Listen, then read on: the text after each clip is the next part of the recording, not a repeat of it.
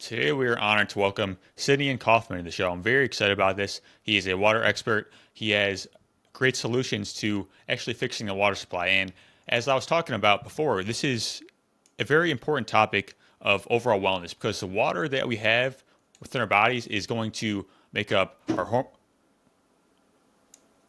hormones, our neurotransmitters, and so much that we drink is going to influence our overall wellness. And understanding this topic is very important to actually bring a solution out. So I'm very excited to have him on the show today. How you doing, man? Great. Thank you for having me on. Absolutely.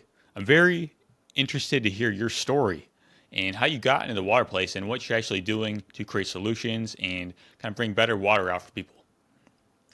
Yeah, I'd love to talk about that. My name is Cydian Kauffman. People have trouble with my name. It's like Obsidian. And the uh, the way I got into water, honestly, was because I was managing a property, and the a tenant actually came to me with water that was brown and had a rotten egg smell. And I was kind of shocked by it. I knew nothing about water at the time. So I took it to a lab, and the lab actually told me when they were done with the test, they said, "This is healthy water." I was like, "How is it possible this is healthy water?" They didn't have the sample in front of them, they just had a report. And so I reminded them that it was brown and discolored and had an awful smell. And then they said, "Yeah, but it's within the legal limits." And I said, "Is that the same thing as healthy?" And they'd say, "Well, I guess not exactly, technically." And so it took me down a rabbit hole. I was like, how's that possible? So I talked to a guy who owned a company called Pure Water Northwest, which I now am the owner of. And Chris Pelton is his name. He ran Pure Water Northwest. He started it, and he's a water genius. He explained to me that the EPA, the Environmental Protection Agency, sets two different standards for drinking water. One is the legal limit, and one is the health limit. Um, so, for example, you can have zero point zero 0.01 parts per million of arsenic, but the legally, but the health limit zero. So that was confusing to me. And I was like, how is that possible? And I did some research into it, and I figured out the reason why. But as far as helping this customer that I was helping, that tenant, I had to go back to them and say, I figured out how to fix this water, but technically the owner doesn't have to. And then I had to negotiate with the owner, and it got me out of I was out of property management after that, and I was now hooked on water treatment. I was able to negotiate the owner to actually fix that water, but then I realized I wanted to switch. And part of what got me in so passionate about it was my daughter has eczema, and Chris also explained that a softener might help her eczema, and it did. She used to have really bad skin itching and dry, cracked skin, and she hasn't had a single flare up since I installed the treatment system. So it made me a believer. Wow, it's a great story. So it sounds like with the tenant thing, you had this kind of a dilemma where there's healthy water and there's a legal limit. That's kind of insane. Like, Yeah, because if it's not healthy, then why would we be drinking it, right? So it's kind of a paradox there. yeah, exactly. Yep. And the the reason behind that, it has to do with money. Um, it is probably literally impossible for any municipality to get water to a perfectly healthy level. They use three essential methods of doing it. They choose a source, or they mix sources so that they can mix together the right amount of starting water so that they have the least problems to remediate. And then they will treat the water uh, in whatever capacity they can, and then they will put additives into the water in order to remediate further problems. So The additives are usually chlorine. Some places they do fluoride, and there are some like soda ash and things like that that help protect plumbing. So there are things that they add to the water, and there's things they remove from the water. So when their source is a giant aquifer, they're having to like put in a what's called a flocculant, and actually they do this for many sources, and that makes stuff congeal together, and then they scoop it off with big machines, and then they will run it through filtration media, kind of similar filtration media to what's in your home, or what you might be able to put in your home, but they're doing it at a large scale. The problem with getting it down to zero, meaning getting all the way to the healthy health level, is that you'd probably need 10 football fields worth of real estate to do it. And Got it. you can't really do that reasonably for the cost that people pay to the municipality for their water. It just would be too expensive. So, yeah, basically, that is the reason why. That makes sense.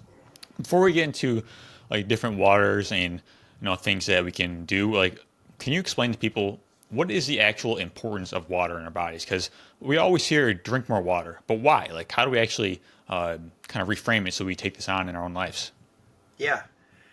The human body's like between people hear stuff like 90% water. That's not true. People are between like 70 to 50% water. If you're older, you tend to be less, and if you're younger, you tend to be more. But that is still a huge quantity of liquid that is making up the human body, a huge quantity of water that is making up the human body. If you had no water, you would definitely shrivel to half your size, and you'd be dead, obviously. And the the real importance of water, though, is it basically transmits uh, electrical signals across the body. So it is, and it is delivering oxygen, and it is delivering cellular communication, so to speak. So water then being a solvent, it cleans your body as well. So that also makes it so that it can pick up other stuff from the environment. So pure water going into your body, its main job is to give a little bit of oxygen, help your body eliminate toxins, and be a source of like static fluid that your body can use to transfer communication and energy within your body. The If you are bringing in water that is not completely pure, then some of that will be excreted through waste. Some of it, though, will transfer onto your cells, get into your bloodstream, and travel throughout your body. And that's how you can get little bits of tiny contamination building up, which can cause inflammation. I mean, your body is going to do its best to reduce any toxins. So any toxins you're bringing in, it has to do more work to reduce that. That does lead to inflammation. It leads to potential, although very unlikely, cancer and other organ failures and things like that. But those are on the much, much less likely side. And you'd have to get a lot of it. And it's usually not happening from one source of water. Water does not usually kill people unless it's super, super, super bad water. It does not kill people immediately. It is doing its job to help you, and then some of the burden that it's putting on you is usually pushed back till later in your life. So having water throughout your life that's healthier is more likely to help the later in life you than not.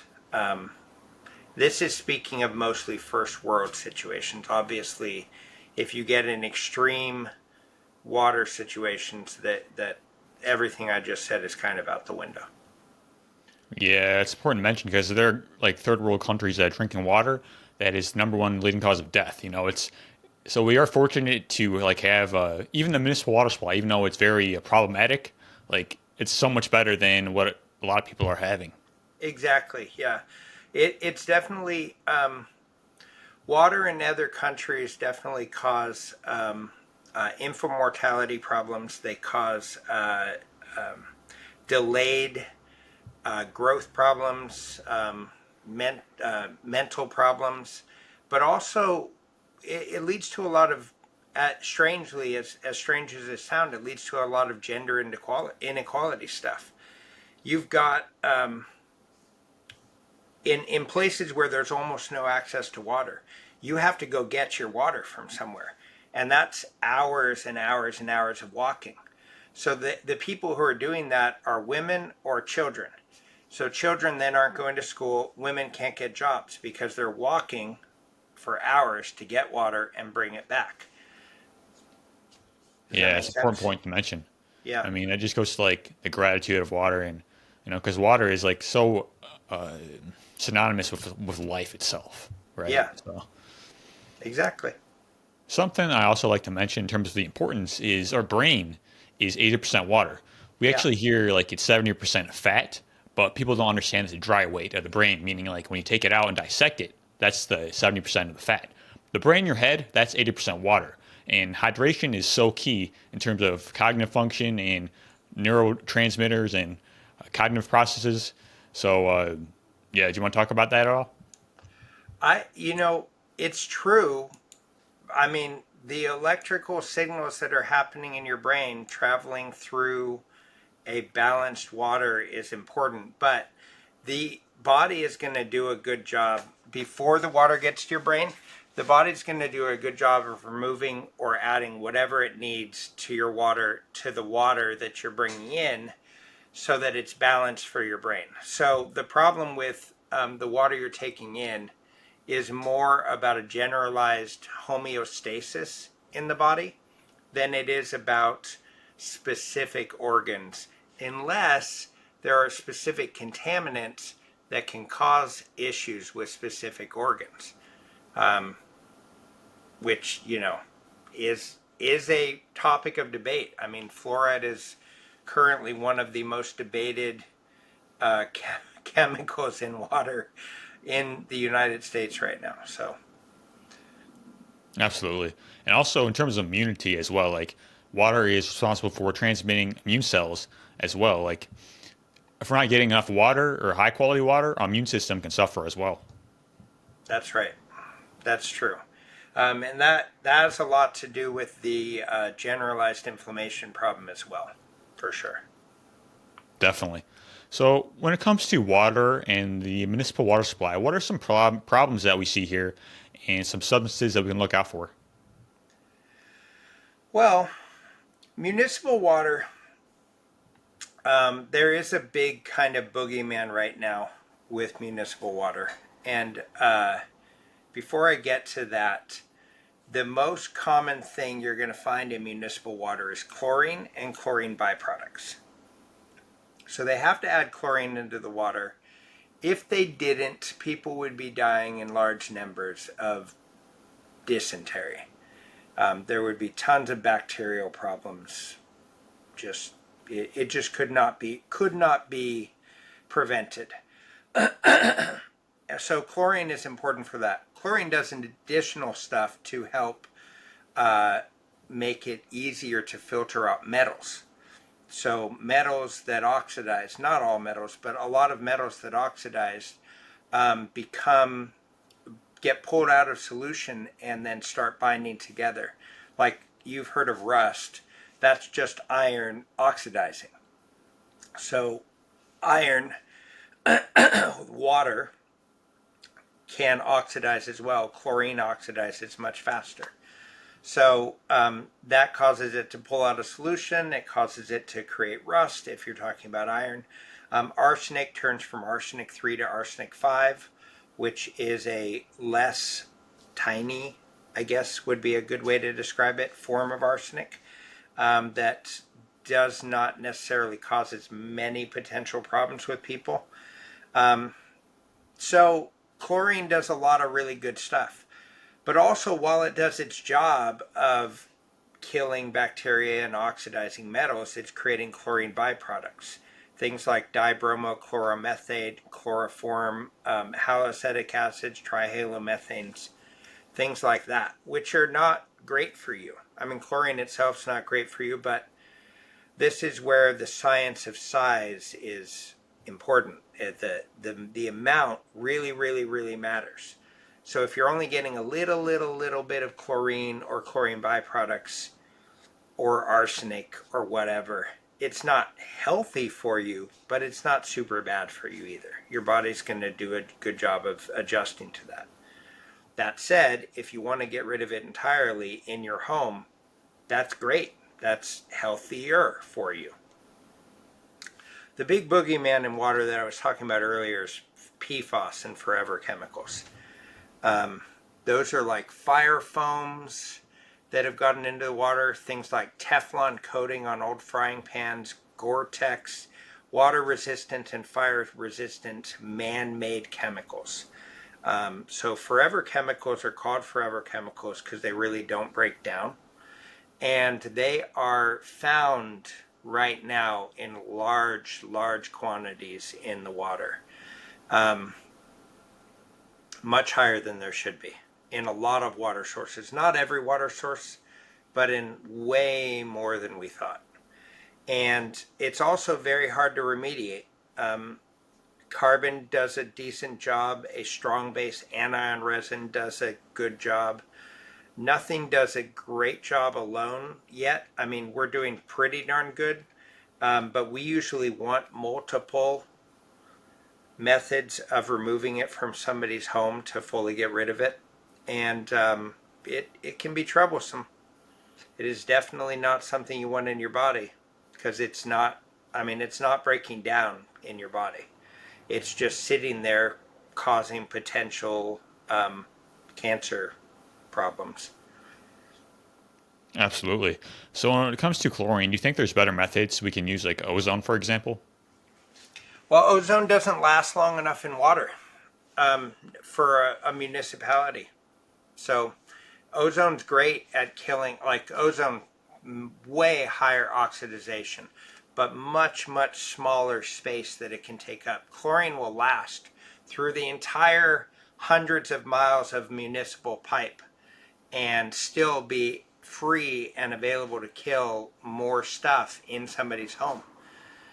If ozone could last for the right amount, it would be great. If it lasts too long, though, ozone's really much worse for you than chlorine is at larger doses. Ozone at smaller doses can be helpful, but the dose on chlorine is incredibly tricky to keep tight and regimented. So that's the reason why. It's because it's got too high a danger at the higher amounts and it doesn't last long enough. So you can't just dump tons of it into it. You can't, or when I say dump, it's not a chemical, obviously. It's created in the water with electricity, but you can't just create a lightning storm at the factory to create ozone and then have that last. And if you did put enough of it in that it lasted, that could kill people. So, yeah, That makes sense. Ozone's fantastic if used right. Yeah. So is there also things like heavy metals and pharmaceutical drug traces in the municipal water supply? Yeah, there are lots of heavy. Arsenic's a heavy metal. There's uranium that has been found in municipal water supply. Manganese and iron. Manganese is really not good for you. It can cause Parkinson's-like symptoms at enough of a dose. But the dose is what matters. If somebody has zero point 0.01 parts per million of arsenic, that's the legal level, and it's the legal level for a reason. That's really not a good amount. It used to be instead of point zero 0.01, I think it was 0.0005. And that was definitely not the right amount. They changed it for a reason. If someone had 0.005, some people are like, yeah, that's fine. It used to be the legal amount, and I'm okay with it. But in my opinion, it's really not. Um, it's really, really not. But if someone had 0.0001, I'm a lot less worried about that amount of arsenic. Yeah, get rid of it. It's easy to get rid of. I mean, arsenic's hard to get rid of, but that little amount is easy to get rid of. But yeah, the amount really, really matters for sure. And we do see amounts in municipalities of 0.005 or 0.008, way like numbers that are super close to the legal level. I definitely don't think that's a good idea. Yeah. Now, does this depend on where we go as well? Like, does it vary of what's in the water depending on the location? Yeah. Oh, yeah. Absolutely. The the way stuff gets into the water is from the hydrologic cycle. Like the water that is in the ocean gets lifted up by the rain and dropped down on mountains. The rainwater is not always perfectly clean by itself. There is stuff that can survive that transition into the clouds. And then it lands on mountains and it's picking up, animal waste, and it's picking up uh, other other waste that exists on the ground, and then it comes down into more lived in human areas. It can pick up industrial waste, and it can pick up fire foam waste runoff, and then there are some areas where waste is recirculated back into the water after being treated because it has to be, in certain areas. And so every municipality all over the place is different, and it is really individualized. And then after it leaves the factory, it's got a certain amount of chemical in it, which then it changes as it travels through the plumbing. It's picking up stuff from the plumbing, and it's also giving off change from the chlorine or other byproducts that are in the water. And so each individual house can be different. If I'm in an area, I generally get the same water in that area, like within a mile, maybe half a mile.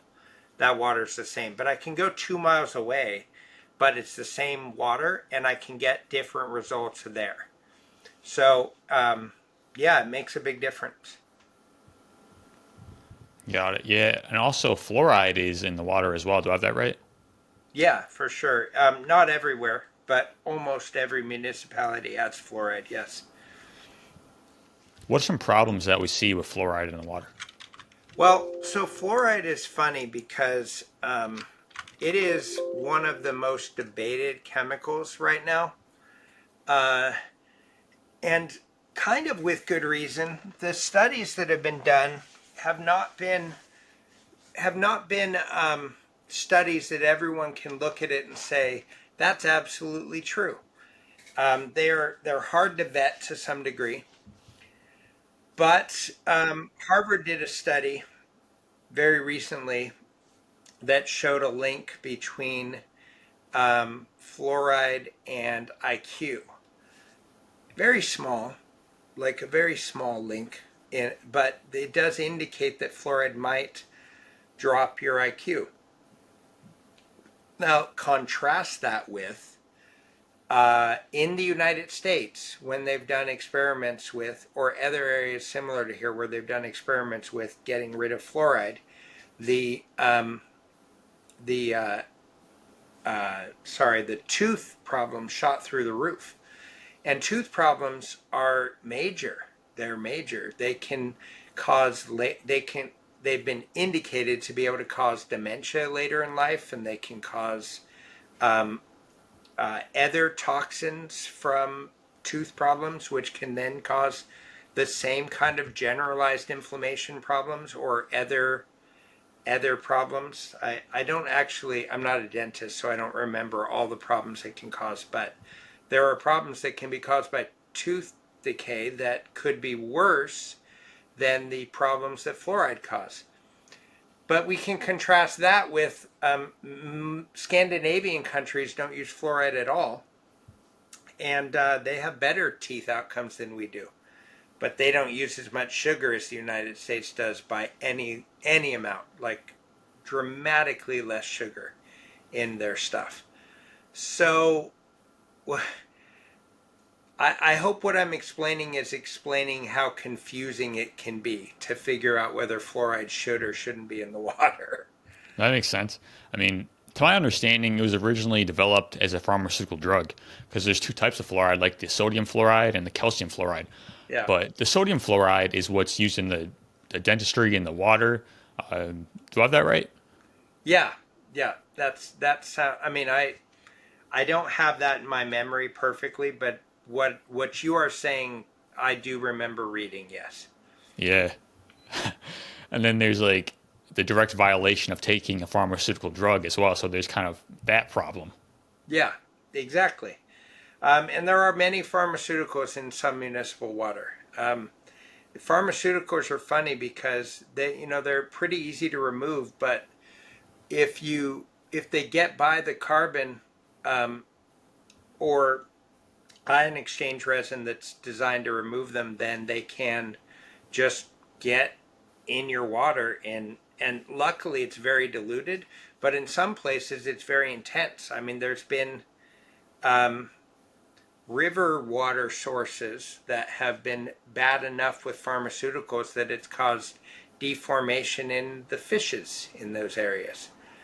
And so we, of course, treat after that. But if it's that intense, the chances are higher that something is going to be getting through into your drinking water, which will affect humans' hormones and growth and all kinds of stuff like that. So um, it really does depend on the area, and it is very much dependent on where you are in the line as well. So it's not all going to be the same answer for everyone. That makes sense. And back to chlorine, to my understanding, it's also known as bleach, right? Yeah, And it's kind of like a mild antibiotic in a sense, because it kind of like doesn't discriminate against a certain bacteria because it's used to kill like the harmful bacteria, but also doesn't say, "Oh, this is good. We're just going to leave that one alone." right. That's right. It will kill any bacteria for sure, Yeah, without a doubt. Um, so if your question is whether or not when it reaches your stomach, it's killing good bacteria in your stomach, um, possibly, but it is going to be converting from many other factors in your stomach at such a fast rate that it will become unavailable to kill anything else pretty fast.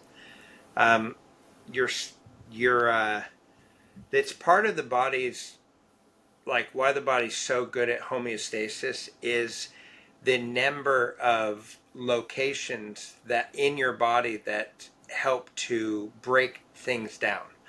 Um, it starts at your mouth. I mean, you're immediately breaking stuff down as soon as your saliva hits something.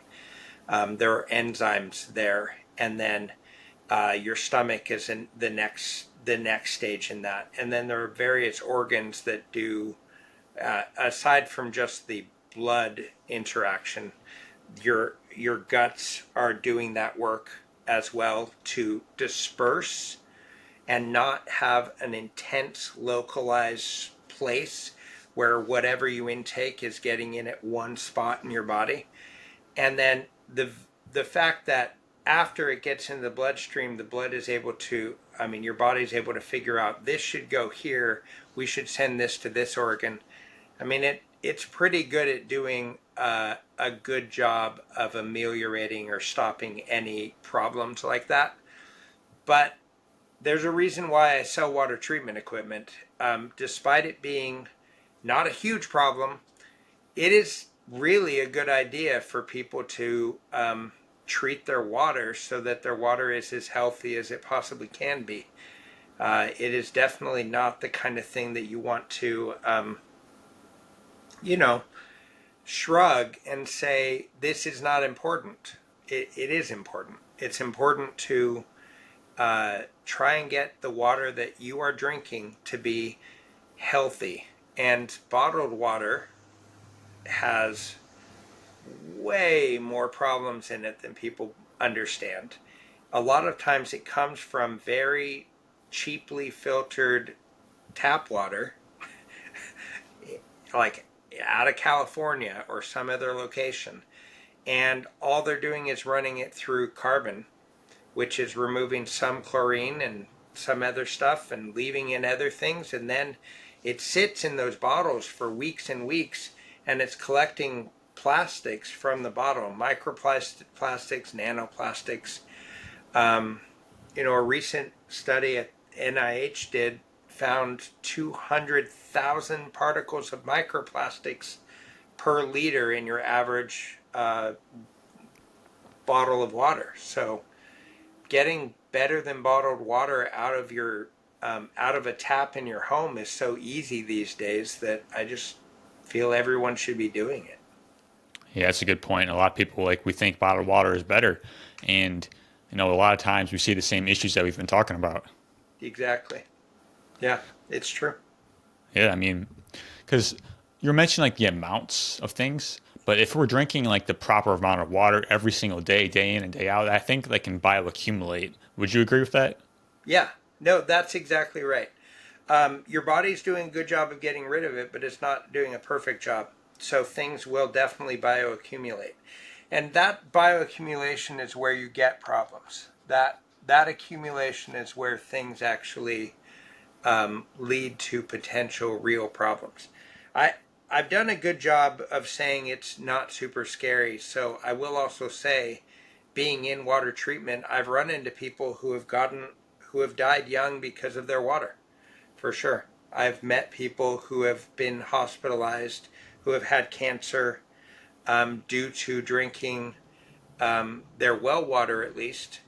And I've never found it proven that the city water has caused problem, but I've found strong evidence in some areas that we've had people cause um, cancer problems with certain municipalities. At least the customers believe it. Um, Obviously, if that was completely provable, there would be major lawsuits. But the thing about municipalities is everything is kept within a level, and so going outside of that makes it that level is low enough that it is impossible to target that this was the cause. But in well water, I've definitely seen levels that are so astronomically high with uranium or arsenic or cadmium or other things. I mean, I've seen real problems. I've seen a person who thought they had Parkinson's, and really they had manganese toxicity. So I've seen a lot. Wow. Yeah. Can you define what well water is? What makes well water well water, and what are some benefits and potential cons with that? Okay. Well water is just drilling a borehole through the ground and tapping into an underground aquifer. There are oceans of water under the ground, like water that's just in vast, vast pockets in some area. So big that if you were to swim in them, I mean, assuming you could also breathe, you could swim and swim and swim and never find the other side because you get lost in how much space there is. It's it's vast, absolutely vast amounts of water underground. So people tap into that stuff. And sometimes they're tapping into big sources and sometimes they're tapping into little sources.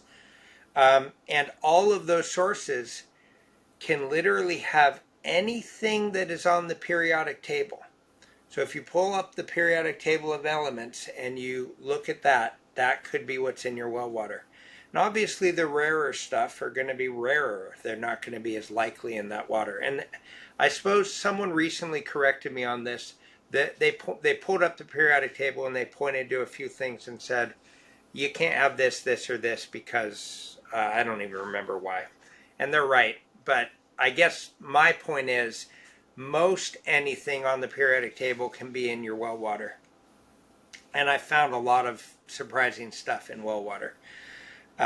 So that's the downside. The upside is it's free water.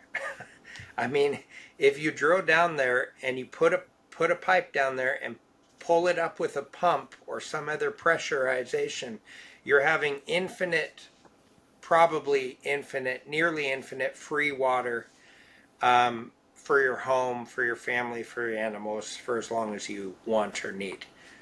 Every once in a while, people strike really lucky. They tap into water that needs no treatment at all. I'd say about 15% of the people I meet with well water, I tell them they don't need any treatment at all. They've got amazing water right out of the ground. And then other people, they need something. The 85% of people need some sort of treatment in their well water. Most don't know it though, and they're just drinking the well water. It's Yeah. unfortunate. It's very mineral rich as well. Is that right? Yeah, so you can also have thanks. You reminded me of that. There's another good thing about it potentially, because again, you can have anything on the periodic table. You could have water that's like rich in calcium and magnesium and zinc and has just the perfect level of minerals in it for you. Um, the amount of mineral that is in water is usually much less than you get in food, though. So the trying to get your minerals from water, actually having that be your goal, is not really a good goal. You should be thinking about food as the way you get your minerals and vitamins, or taking supplements if you can't have a good diet. But water is not the way to try and get those minerals. But yeah, it's fun. It's fun that some people have water coming out of the well that's rich in minerals. That makes sense. Is it safe to say you can think of it as it's kind of immature water in a sense because we're drilling down into the earth and it hasn't really gone through the earth's hydrological cycle, which is probably why it's so rich in minerals in the first place.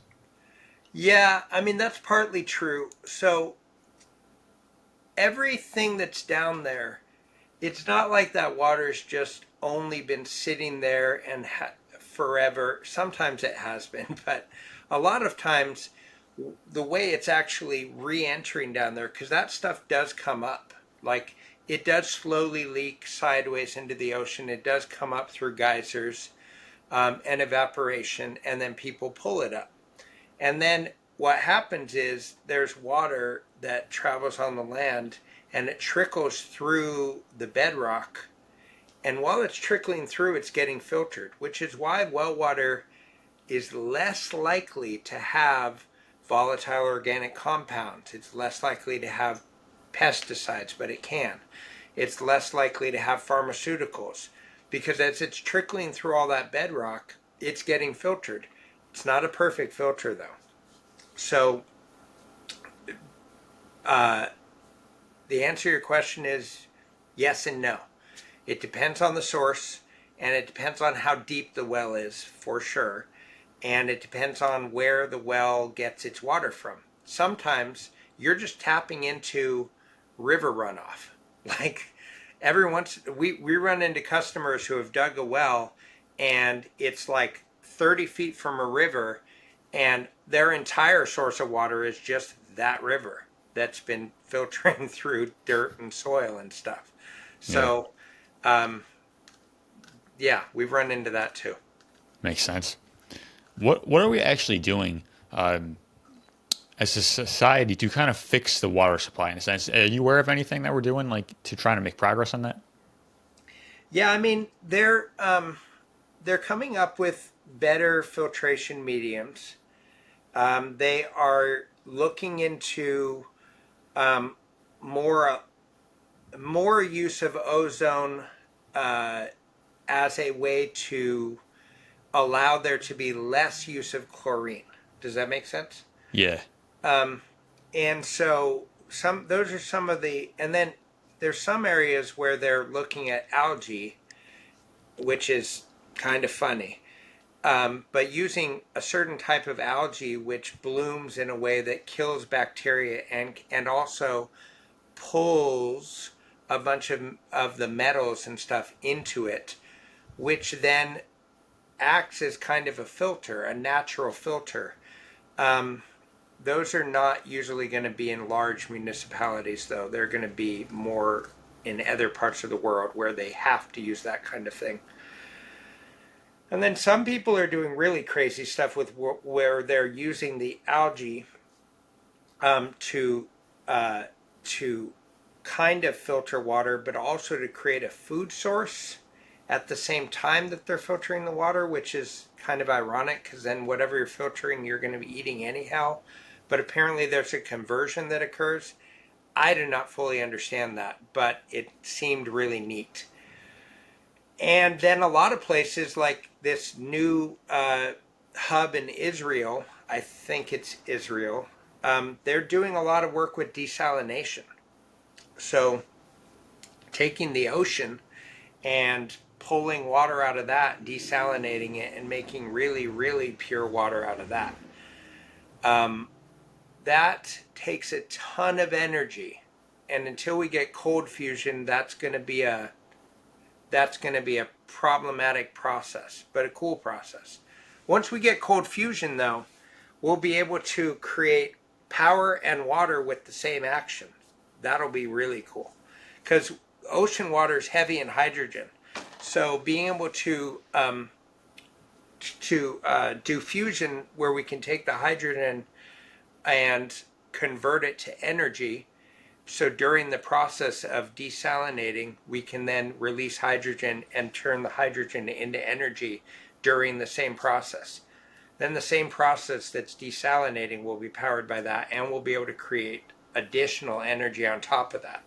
So that future, which is hundreds and hundreds of years away, is awesome. But we're probably not going to experience that. That makes sense. That's kind of cool with the algae because it's a bioremediant, right? So, like in the oceans, it kind of cleans up the the toxicity of the oceans, right? Yeah. So that makes sense. So that's pretty interesting. Yeah. So another point I wanted to mention on fluoride was I came across some data on how like there's like lower IQ points in children and like some Right. dementia related symptoms. Have you ever come across anything like that? Yeah, we talked about that a little bit earlier. Absolutely, the indicators from the study, but the study was not done well enough. But the indicators not done well enough for the study was done well. Don't get me wrong, but it wasn't done well enough that everyone can look at it and say that is absolutely true. There's still a lot of debate around it. And part of that debate comes from the fact that it's politicized. Um, but there is indications that fluoride can cause IQ problems in people. Um, Makes sense. really low IQ. Not a lot, but some. Yeah. Yeah. And you are the owner of Northwest Waters. Do you want to Pure talk water, about that a bit? What's Pure that? water Northwest. Yes. Sorry Yeah. about that. No problem. Yeah, Pure Water Northwest is just a water treatment company, but it's a science-based water treatment company, and we really do care about making sure that each solution is as customized as we can reasonably make it to match the water that the people have. So that's what we're trying to do. That's a little different from most other water treatment companies. Awesome. So another thing I would like to touch on is basically so the amount of water. Because is there a certain amount of water people should be drinking? Because I know like the 8 ounce glass of water is kind of like this general advice that I think is kind of ridiculous. But Yeah. like, how should we measure that for each person? Unless you've got something like wrong with you, um, and there are a lot smarter people who have talked about specifically what could be wrong with you that could cause this. But unless you've got something wrong with you that makes it so you don't get good feedback, you should just drink when you're thirsty. Yeah. Yeah. Now, if you're a busy person, if you're too busy that you may not notice that you're thirsty, then eight glasses a day is a great way to force yourself to stay on track. Like there are people out there like who are racing from thing to thing to thing, and they don't even stop to eat, let alone drink. Those people, it's a good idea to do 8-ounce glasses a day. Do 64 ounces, or do your body do half your body weight in ounces. For those people, that's a great rule of thumb. But you don't need to do that. You just drink when you're thirsty. If you don't have something getting in the way of that feedback, then do that.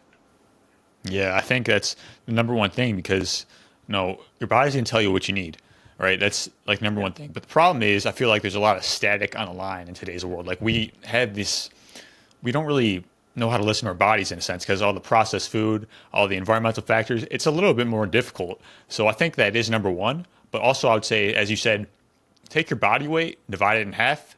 That would be a good like baseline. But then based off your activity levels as well, you may Right. need more, you may need less. So just that's where it comes into biofeedback, as you mentioned. Yep. That's right. 100%, man. So this has been awesome. I really appreciate you sharing your story with us. You are a wealth of knowledge in all things water and what we can do. And I think it's hopeful to give people solutions, right? Because the Yeah. importance of water, like speaking for myself, like when I had high quality water, it's a really different way of being. You just feel so much more clean, so much better. And getting into potential solutions and filtration, it can definitely up level our health. So I appreciate you sharing all your knowledge with us, man. It's been an honor. Yeah. Absolutely. I appreciate you having me on. Thank you. Definitely. If people would like to learn more about you and your work, where can we go? PureWaterNorthwest.com is actually a pretty easy way to find me. Also, my name is really unique. Cydian, Cydian. If you look me up, you'll definitely find me. So, yeah, there you go. Awesome, man. Thank you. Thank you.